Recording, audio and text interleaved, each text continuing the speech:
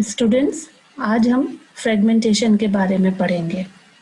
In multicellular organism with relatively simple body organisation, simple reproductive method still work. जैसे कि spirogyra है, simple body organisation है, तो वहाँ पर फ्रेगमेंटेशन मेथड देखा गया है और उसमें पॉसिबल नहीं है क्योंकि ऑल ऑर्गेनिज्म में ऑर्गन सिस्टम ऑर्गेनाइजेशन होता है ना, ऑर्गन लेवल ऑर्गेनाइजेशन होता है।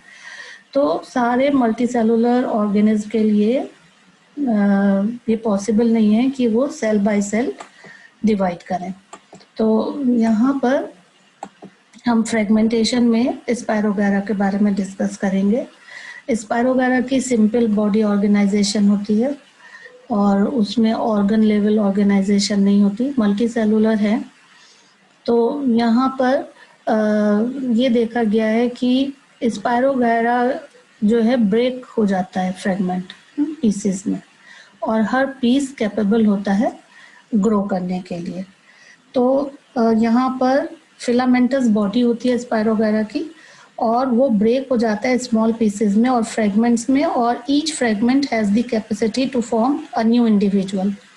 However, all multicellular organisms cannot show cell by cell division, as cells form tissues and tissues form organs, organs form organ system. तो ऑर्गन्स की एक definite position होती है बॉडी में, तो अगर ब्रेक भी हो रहा है कोई तो वो ऑर्गन की तो एक स्पेशल पोजीशन है, फिर उसका क्या होगा। इसलिए सारे मल्टीसेलुलर ऑर्गेनिज्म में ये देखा नहीं गया है। दूसरा मेथड है रीजनरेशन का। Many fully differentiated organisms have the ability to give rise to new individual organisms from their body parts. That is, if the individual is somehow cut or broken up into many pieces, so many of these pieces grow into separate individuals. जैसे hydra में देखा गया है। Hydra में क्या होता है कि अगर हाइड्रा या प्लेनेरिया को हम कट कर दें मैनी पीसेस में, और ईच पीस ग्रो करेगा इनटू अ कंप्लीट ऑर्गेनिज्म, और ये प्रोसेस कहलाएगा regeneration.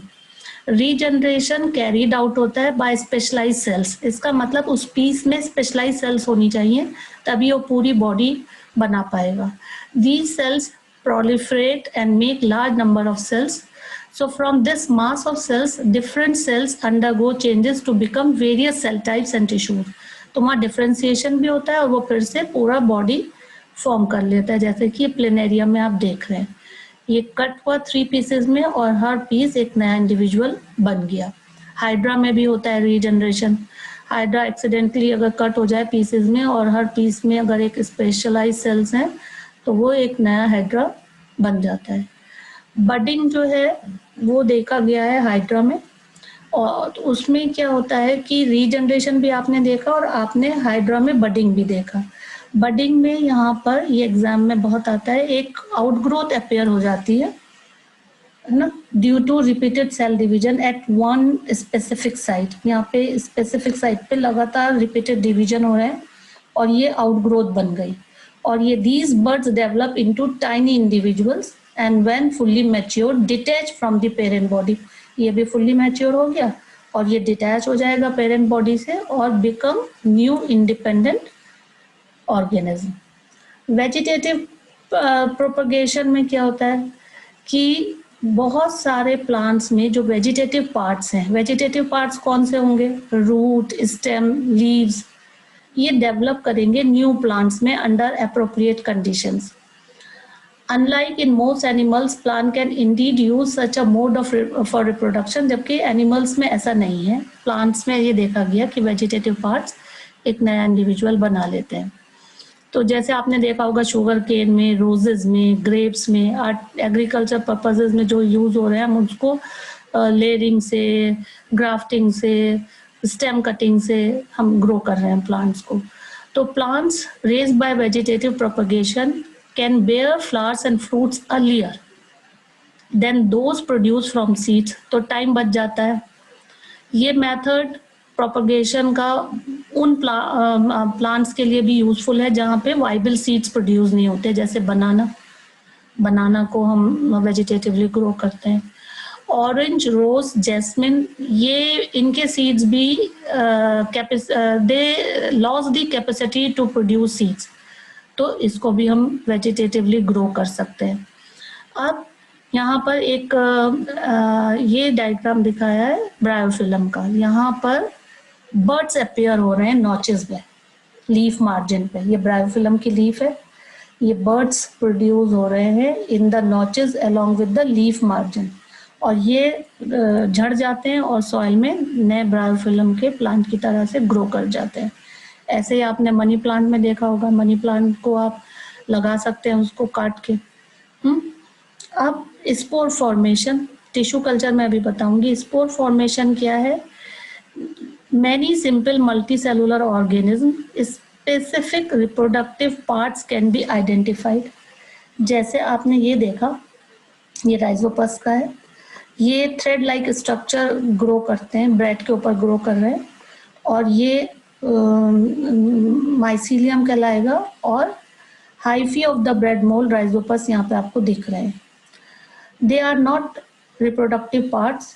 On the other hand knob like structure arise हो जाता है ये, और इसके अंदर इसको बोलते हैं हम स्पोरेंजिया, जिसके अंदर स्पोर्स होते हैं, और स्पोर्स रिलीज होते हैं जब ये बर्स्ट होता है, और नए स्पोर्स नया राइजोपस प्रोड्यूस कर देता है। तो in rhizopus which is a fungus, rhizopus body is made up of thread like structure जो हाइफी कहला रहा है।